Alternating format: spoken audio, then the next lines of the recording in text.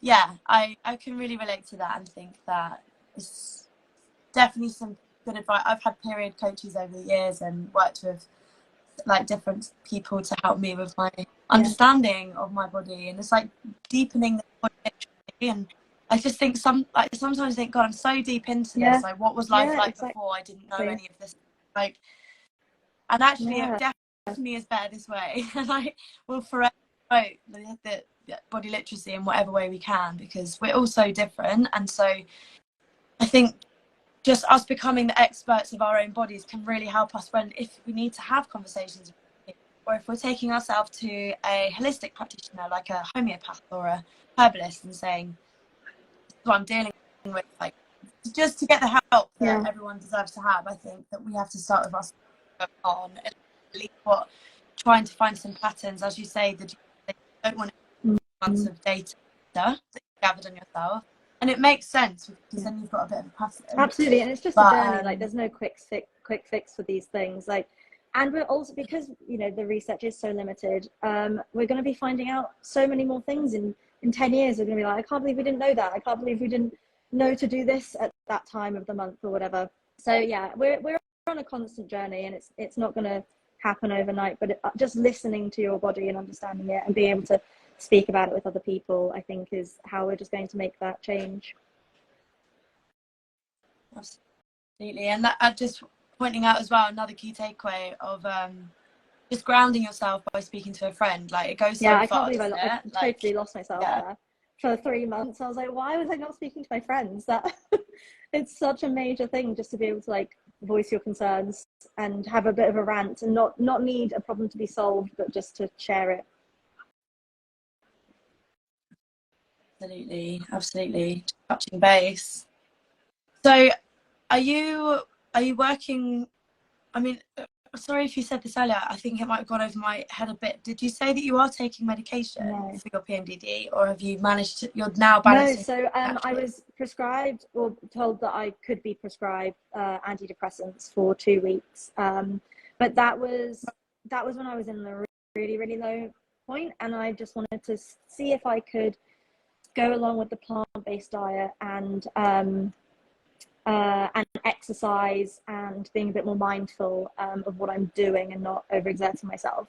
And so I decided I didn't want to go on any medication, definitely not the pill for me, even though I know the pill can be helpful for some people, especially if you're looking at the right ones, because they are all different. But yeah, I decided not to take medication. I decided to go with supplements and the more holistic side of things, and that it does work. It works really well for me, but I have to be really aware of my cycle each month. I wanted to just see like what you've found to be most useful, or if it does change. For sure. For me personally, honestly, running is just incredible, and then also, with a plant-based diet, it's really difficult a lot of the time if you're working like crazy hours like we do in film. It's sometimes really difficult to just like not pick the right foods to eat, like whole foods. And it's easy just to kind of get like a ready meal and just to do that, and like you're so tired all the time. So that's another thing, is like actually picking the right foods, eating healthily. There's another person on Instagram, I think they are Eat Love Move. Do you know? Yeah. So Denise Brothers, exactly. And that's been really helpful, looking at, she's got a book out, but just looking at her page to suggest different types of foods and explaining why they would help during different parts of your cycle as well, and to relieve certain like PMS symptoms, etc. Have you thought about working with a as an angle, or do you find that Oh, sorry, you broke up. Or you found, sorry, my phone just told me I'm low battery. But I was just wondering, if you'd thought about or have already worked with a coach or a nutritionist, or if you find that the ways that you're finding things to work for yourself are actually going well enough. I think I just know myself so well in that I find it really hard to stick with things. So I'm sure I would potentially look at that in the future when I could like figure out my work-life balance. But because I'm so terrible at work-life balance, and because I feel like torn between two kind of worlds, like my art practice and the film industry, I think for me it's just too difficult right now. And I found things through exercise and eating well, and just I actually just know myself and my body and what I need. And the PMDD, just it's so much better when I can see 2 weeks ahead of time when I might be in my low moments and go, you know what, maybe 5 things during that week to do, like going out, seeing friends, etc. Like all that kind of stuff I might need to limit during that time, and just like go for a walk, listen to a podcast, just like sit at home and maybe watch like Love is Blind, you know, like things like that. So I think for now that is working for me. And actually, you know, it's one of the joys of menstrual cycle awareness or understanding our body like this is I do think that most of the stories I hear is that people have been forced into the positive side of things, of actually learning to rest at the right time. And it sounds like you're listening to that, and I think that's a positive thing, because the way that we work and live in general is just bonkers, and it doesn't really suit a fluctuating circadian rhythm that goes up and down 4 times in a month. And we thought it was solved during lockdown. We thought that we were able to see that maybe that wasn't the way of life, but it seems that everything just has gone back, and like even like at 10 times the speed now. So I think it's just being able to like, think back to rest. And I don't know, especially in my circles, are a lot more understanding about if people just need to cancel plans or rearrange. I hope they are anyway. Over the years, I've like done sort of short courses. One of them was mostly focused on nutrition, and another one was by Lisa de Jong. She's a Irish period coach who also posts great content on Instagram, and it was eye-opening. Like her angle, a lot of the stuff I took away from that is like identifying our pain and understanding the 4 phases of the cycle enough to be able to like speak what my symptoms were, or at least to like see the power of each phase as much as like how to overcome the difficulties of it.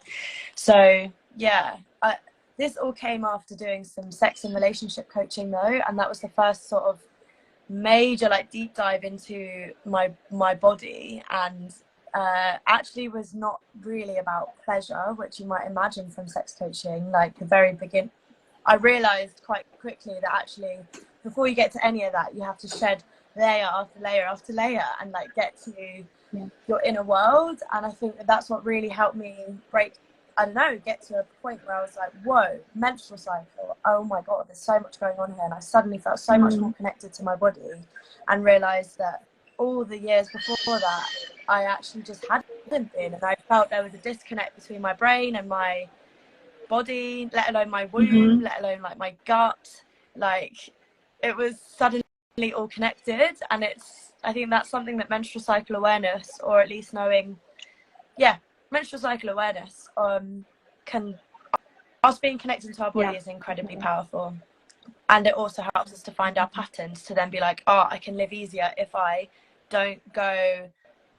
not so busy during my luteal phase where my PMDD symptoms may be more prevalent, or not booking everything in when I'm pumped in ovulation and then having to suffer for it when you're like, fuck, I'm not ovulating anymore. Exactly. I don't have this energy. I shouldn't have booked all this in. Oh my god, I've been there. I feel like it's every month. So do I. Still make these mistakes. Like I honestly talk about it so much, but you know, I'm human and I'm not tracking every single day. I'm aware when I'm going to bleed, and if I'm having a bit of a funny time, I'll probably track a bit more then, just to like keep check on things. But I've actually, I mean, maybe this is a bit off piece, but I've actually started microdosing, and I'm quite interested to see if this affects my PMS. I've heard it does wonders. Which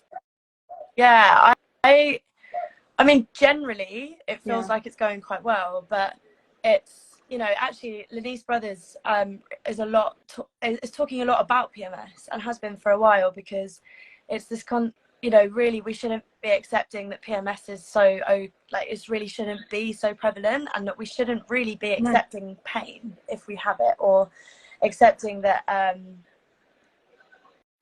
it to be normal, I guess. And I use normal quite tentatively, because there is no real normal, but ultimately it's all in age of saying, you know, really our symptoms should be super mild, if they're at all.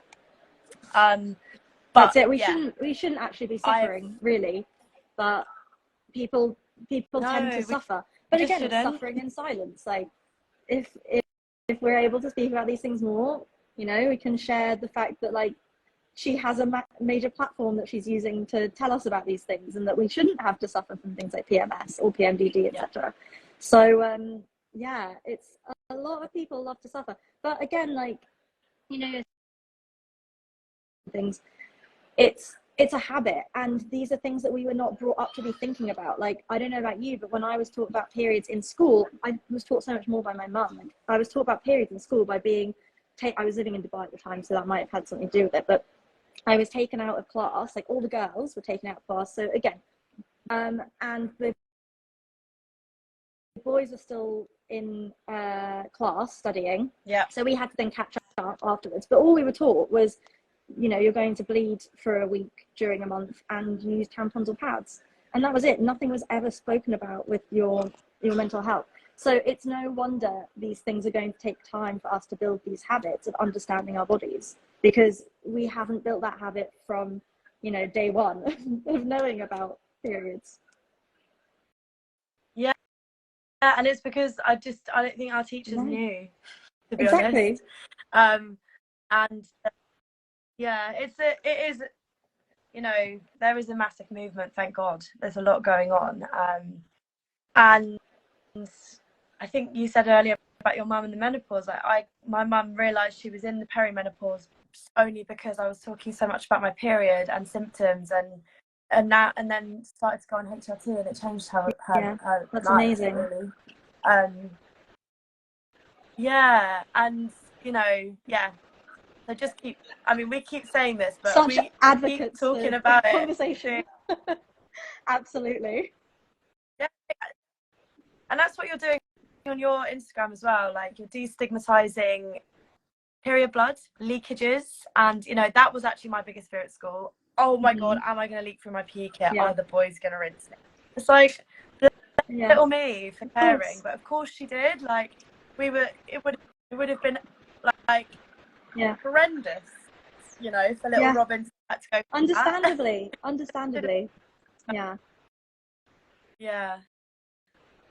Yeah. So everyone who watches this live, look at Sam's Instagram and look at the amazing artwork. You're doing paintings. It's I've written it down.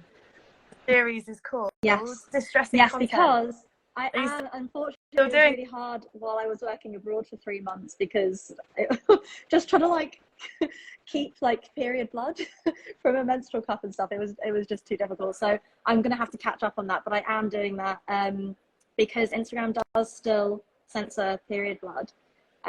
So yeah, a lot of my work is to do with censorship on social media, so there's a lot more of that to come. Have you got an exhibition coming up, or anything that we can look forward to seeing? Not specifically with periods. There is one work of art, sculpture, and a photograph that does involve period blood. But I've been working on a series which is taking about 4 years now. But it's all about social media censorship of specific people who are marginalised. So the series tackles racism and fat phobia censorship online. And looking at why nudity is seen to be something to be censored. So that is something I'm working on right now, and hopefully going to have the exhibition ready finally by the end of this year. Amazing. Okay, well, I'll certainly be keeping tabs on that. I would love to come and see your work.